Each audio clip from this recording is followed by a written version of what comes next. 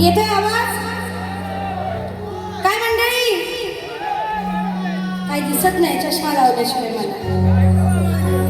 जेवढी पण आहेत तेवढी 5-50. आवाज जरा जोरात येऊया 500 लोकांनी एवढा. हाव ना?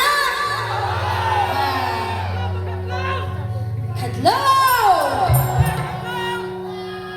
काय बघा, तुरेवाल्यांची बारी झालेली आहे, बरोबर आहे? म्हणजे शंकराची बारी झालेली असं म्हणायला हरकत नाही, बरोबर की नाही? तर सुंदर बारी केली, प्रश्नच नाही. त्याप्रमाणे मी बारी केली, त्याला अगदी तोडीस तोड आणि माझ्या मागणच सुंदर असं माझ्या नवऱ्याने बारी केलेली आहे, म्हणजेच तुरेवाल्यांनी केलेली आहे. काही छोट्या छोट्या चुका आहेत त्या नक्कीच आपण या ठिकाणी हे करणार आहोत, बोलणार आहोत. बघा, या ठिकाणी श्री संतोष मोरे काका या ठिकाणी ते रोहा रोड इथून आलेले आहेत खरं तर बारीसाठी. आणि वेळोवेळी आम्हाला त्या पट्ट्यात कार्यक्रम असल्यानंतर आम्हाला गाडीची व्यवस्था करून देतात. तर त्यांच्याकडून 101 रुपये बहुमोलाचा पारितोषिक आहे माझ्यासाठी. त्याचप्रमाणे मयूर रमेश पालवणकर मुरुड रायगड यांच्याकडून खास ढोलकीपट्टूसाठी 101 रुपये आलेले आहेत. धन्यवाद. त्याचप्रमाणे असं त्यांचं म्हणणं आहे की रामचंद्र ठाणेकर बुवा संकेत चोरडेकर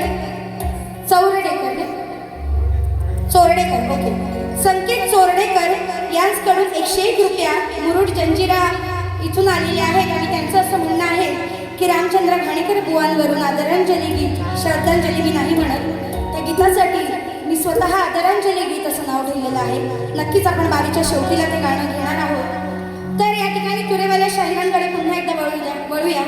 या ठिकाणी आलेले राकेश तुपट साहेब यांच्याकडून माझ्या शिरावरती आशीर्वाद म्हणून 1001 रुपयाचं पारितोषिक आलेलं आहे. साहेबांसाठी एकदा जोरदार टाळ्या होऊन जाऊ दे. आणि असं नाही की बक्षीस महत्त्वाचं आहे किंवा नाही आहे ते माहीत नाही, पण तुमचं प्रेम मात्र महत्त्वाचं आहे. आणि म्हणून रसिक हो, तुरेवाल्या शाहिरा माझ्या समोरच आहेत. जसं मी त्यांच्या मगाशी समोर होतो तसं त्याही माझ्या समोरच आहेत. सुंदर बारी केलात ताई, त्याबद्दल प्रश्न नाही. तुमचं कौतुक, अभिनंदन. फार कमी वेळात स्वतःमध्ये खूप चांगली सुधारणा घडवून आणते आणि हे मला दिसतंय. कारण मागच्या वर्षी आमची बारी झाली होती गावी, पण त्यापेक्षा या वर्षीची बारी आणि ती मुंबई रंगमंचावरची खूप सुंदर केलात. एकदा जोरदार टाळ्या झाल्या पाहिजे तुरेवाल्या शाहिरांसाठी. पण कसं आहे ना, जरा मला दिसू देते. कसं आहे ना, आता मी तुमची बायको एवढी सोनी एवढी सुंदर, म्हणजे मी स्वतःला म्हणेन ना सुंदर, एवढी सुंदर. आता मी इथे बारी करताना या ठिकाणी रवळनाथ रिमिक्स नमन मंडळाचे निर्माता आणि गायक अमितजी डांगे या ठिकाणी आलेले आहेत. खरंच त्यांची आणि माझी भेटही झाली. माफ करा, पण तुम्हाला शाहिरी मानाचा मुजरा करते. या ठिकाणी पहिल्या बारीच्या सुंदर मुलींच्या नृत्यासाठी 201 रुपये आलेले आहेत. धन्यवाद. नाच मंडळ आभारी आहोत. तर कसं आहे ना सुप्रिया ताई, तुम्ही माझा नवरा, मी तुमची बायको. हा माझा नवरा, मी याची बायको, बरोबर ना? तर जशी बायको किती हसमुख आहे. अरे अरे अरे, म्हणजे बायकोला सांगायची गरजच नाही. बायकोच्या तोंडावरती नेहमी हास्य, म्हणजेच पार्वतीच्या. पण शंकराचा तोंड का पडलेला. अरे तुम्ही एवढी मस्त बारी गाताय, एवढं सुरात गाताय चांगलं, पण चेहऱ्यावर म्हणजे असं झालंय का आपली माशी झाली तुम्ही असं तर. हा, तर जरा चेहरा कसा हसमुख असला पाहिजे. आपण तुरेवाले कसा एकदम जोर जोरात नाच बीस तर एकदम तुफानच आहे. पण कसं फक्त तेवढीच एक मला एक कमी वाटली. आणि म्हणून मी सांगते जरा चेहऱ्यावर ताई फक्त हास्य असू दे, बाकी बारी एकदम भन्नाट. आता बघा गवळणीचा विषय, पांढरी साधी गवळणीचा विषय, सुंदर गवळण सादरीकरण, गवळणीचं उत्तरही माझ्या दिलं. पण कसं पहिलं तर की बाजाराला जाणं विकडे निघाले. दारा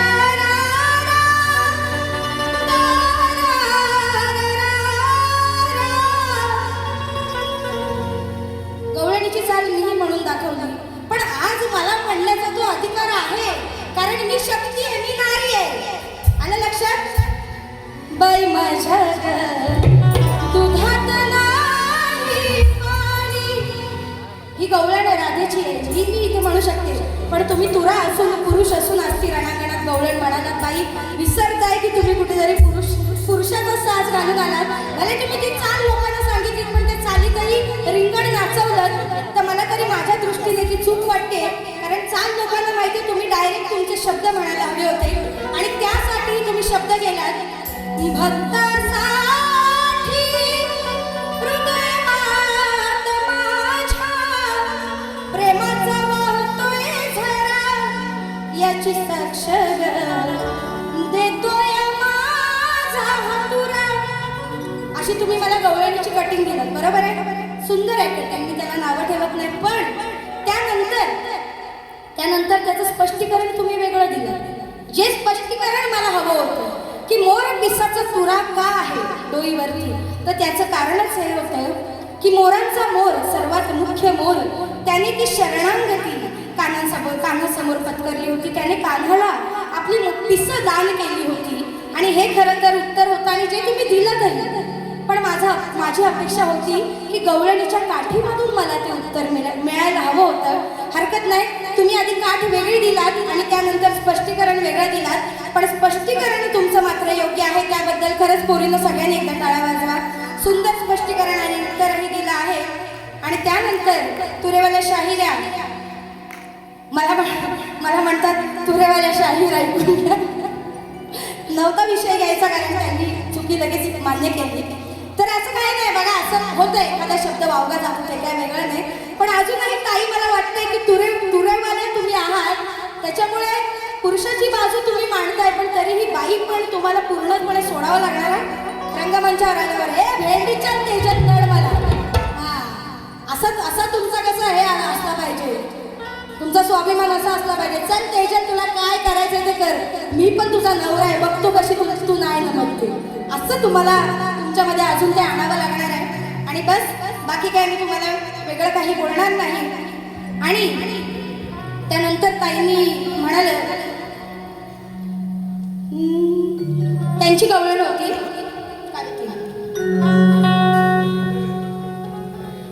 अरे सांगू का तुला काय हाय माझ्या मनात, लव करावं वाटतंय ग आता म्हातारपणात. म्हणून त्यांनी विषय माझ्यावर सोडले नाही बघा. अरे नवरा असून जीव का गुंतलाय कान्हात, राधा गुपचूप कान्हाला भेटे वृंदावनात. आणि मग मध्ये गवळण सुरू असताना बरंच काही काही बोलल्या की हिचा नवरा आहे ना, मग ही का मला भेटायला येते का रे चोरा, अय चोरा, तुला माहित नाही मी तुला का भेटायला येते ते.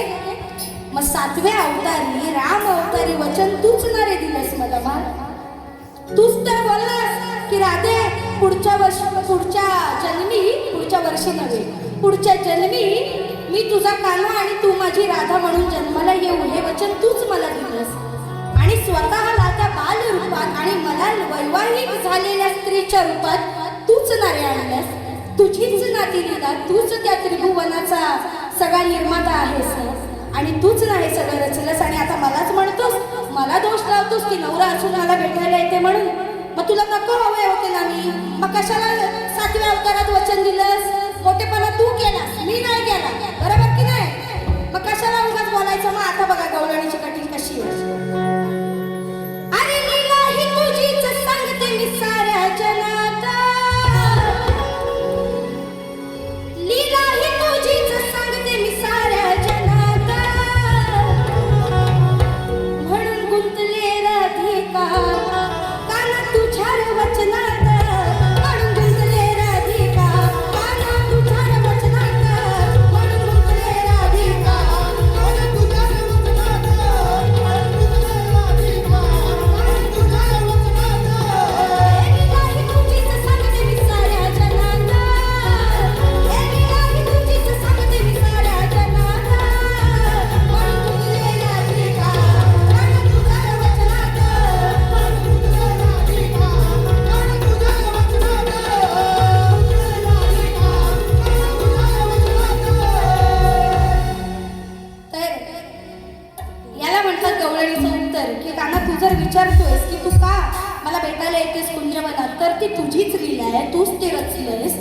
आणि उलटा चोर कोतवाल को डाके. धन्यवाद. अशी मधलं येत जावा कधीतरी. तर मग या ठिकाणी संतोष गोणबरे, मंगेश गवाळे, रवी कांबळे, दिनेश भुवड, सचिन बुवांची गवळण झाली पाहिजे. अच्छा, म्हणजे डायलॉग मी त्यांचाच मारला आणि तुम्ही मला त्यांचीच गवळण दिलात काय. 201 रुपयाचं बक्षीस आहे. चल रे गोपाळा. बऱ्याच जणांनी मागे म्हटलं की नाही तुला काही जमली नाही, तुला काही हे नाही. इंस्टाला बऱ्याच कमेंट येतात. बाबांनो, आता हे रेकॉर्ड करा, युट्यूब वाल्यांनो हे आधी रेकॉर्ड करा की फरमाईश आहे म्हणून मी गाते. मला हाऊस नाही, पण बुवांनी सुंदर गवळण लिहिलेली आहे आणि बुवांनी एक्सेप्ट केलंय की तेजल ताई माझ्यापेक्षा छान गातात. त्याच्यामुळे आता कोणी कमेंट करायच्या नाही का बाई, जरा चांगले कमेंट करा. अरे आम्ही एवढा जीव तोडून जातो आणि तुम्हाला नुसतं काय घरात बसून मोबाईल हातात ढेऱ्यावर घेऊन कमेंट करायला. म्हणून चल रे गोपाळा घेऊन मला यमुनेच्या काठावरती फिरायला. अशी तुला जवळ घेईन, तुला हवं नको ते देईन. मग मनातलं सारं तुझ्या समोर मी बोलून मोकळी होईन. मग चल चल माधवा,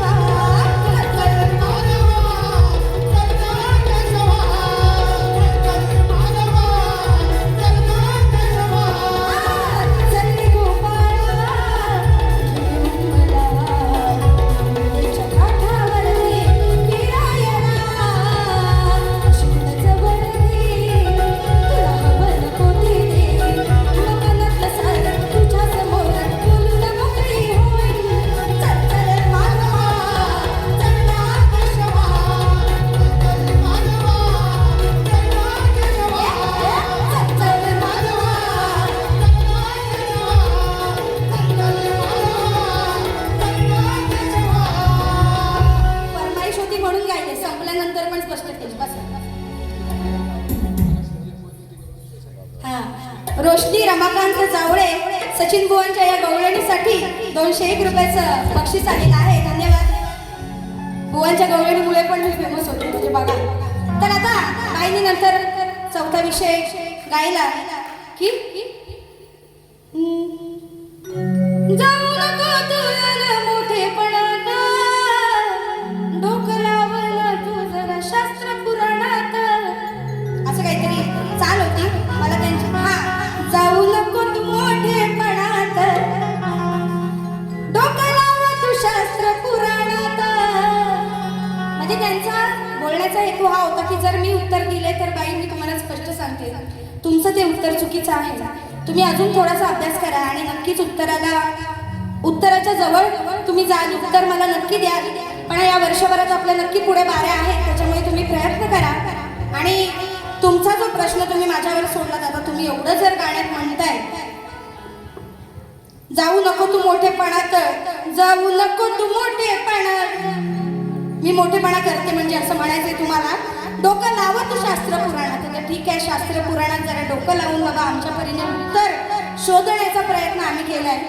तर प्रश्न होता की कोणत्या राजाची कन्या कोणाच्या वरदानाने प्रसूत झाल्यानंतर पुन्हा कुमारिका होत असे, अशा प्रकारे तिने किती पुरुषापासून किती पुत्रांना जन्म दिला, त्या भाग्यवान कुमारिका राजकन्येचे नाव काय. तर जो तुमचा प्रश्न आहे त्याचं उत्तर बघा देण्याचा प्रयत्न करते. तर कोणत्या राजाची कन्या, तर सर्वात आधी ययाती राजाची कन्या कोणाच्या वरदानाने, तर कव्या गालव ऋषींच्या वरदानाने ती प्रसूत झाली होती. त्याचप्रमाणे तिने किती पुरुषांपासून किती पुत्रांना जन्म दिला, तर तिने चार पुरुषांपासून 4 पुत्रांना जन्म दिला. आणि त्या भाग्यवान कुमारिका कन्येचे नाव काय, त्या भाग्यवान कुमारिका कन्येचे नाव माधवी असे होते.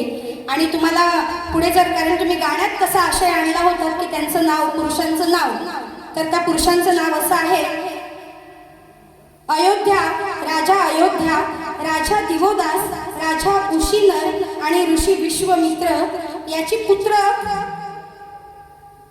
वसुमनस, प्रतद्रव, शिबी आणि अष्टक. तर हा प्रयत्न माझा आहे तुमचं उत्तर देण्याचा. नक्कीच जर योग्य असेल तर सांगा, नाहीतर आम्ही आमचा अजून प्रयत्न सुरू ठेवू. एकदा चाल होऊन जाऊ द्या. आपली 2 गाणी गाऊन आपल्याला या ठिकाणी गाणी संपवायची आहे. झाला वेळ.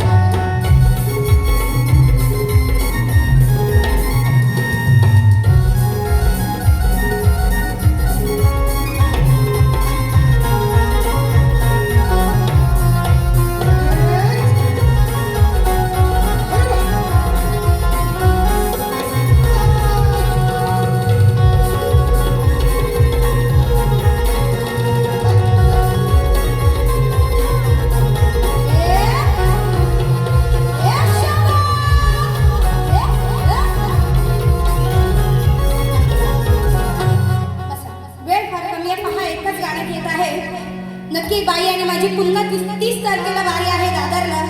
तर विषय घेते बघा.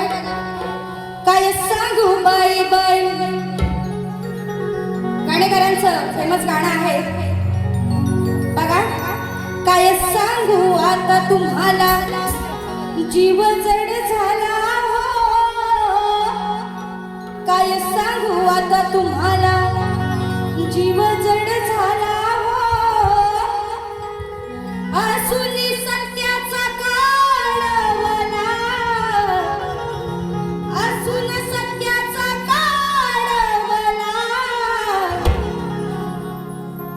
सांग सुप्रिया तुला कसा रडवला, सांग सुप्रिया तुला कसा रडवला.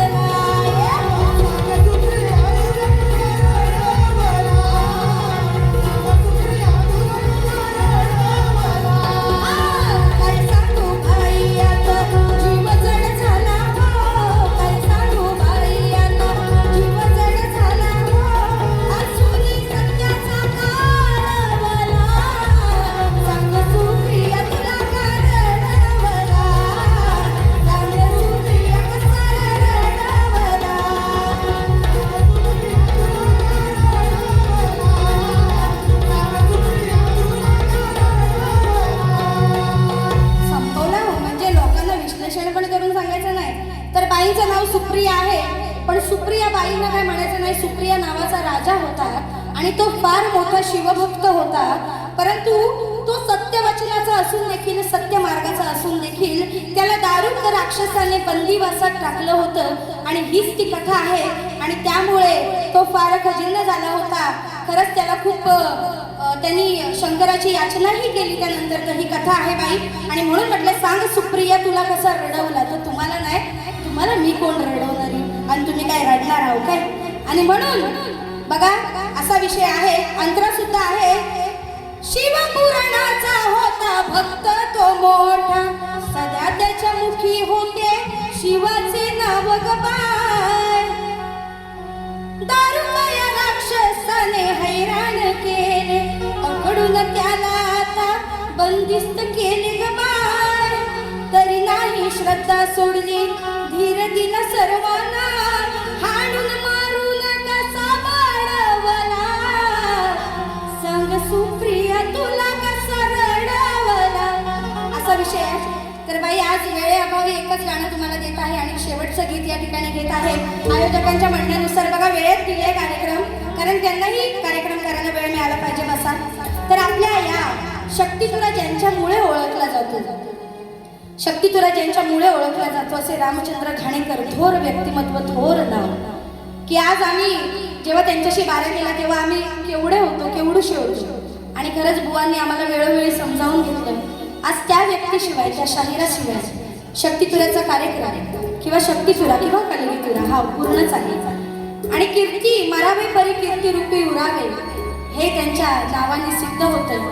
की आज त्यांनी ज्या माध्यमातून, या कलेच्या माध्यमातून आपल्याला जे काही दिलंय ते फार अनमोल आहे. आणि तेच जपण्याचा प्रयत्न आपण दोन्ही शाहिरांनी करायचा. आणि म्हणून सुप्रियाताई माझी विनंती आहे की रामचंद्र घाणेकर बुवांना ही जी आदरांजली मी देत आहे ती तुम्ही नक्कीच नीट ऐकावी आणि सर्व रसिक मायबाप प्रेक्षकांनी सुद्धा ऐकावी. कारण हे हे शब्द लिहिताना माझं मन कुठे होतं मला माहित नाही, पण हे शब्द आपोआप मनात आले आणि खरंच आज त्या हिऱ्याला देवा परतून देला असे शब्द सुंदर आलेले आहेत. आणि म्हणून काय म्हणायचं बघा, आज धाया पक्षिणी जाई पिलाना भेटाया,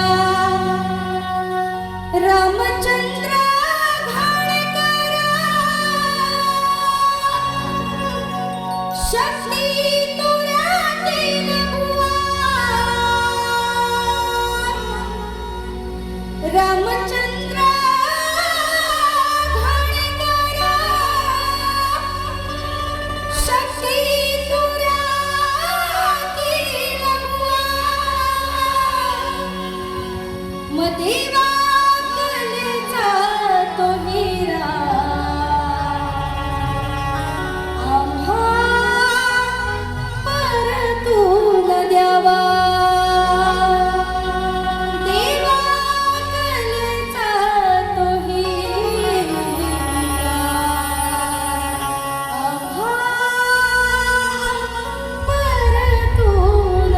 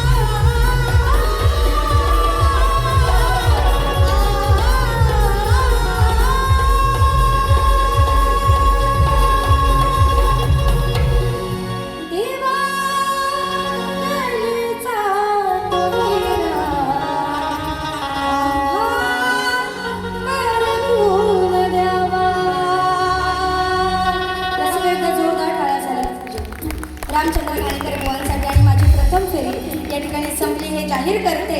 दुसरी फेरी या ठिकाणी संपली हे जाहीर करते. बघा माझं पण आता निघालं तोंडून, फंबल होतं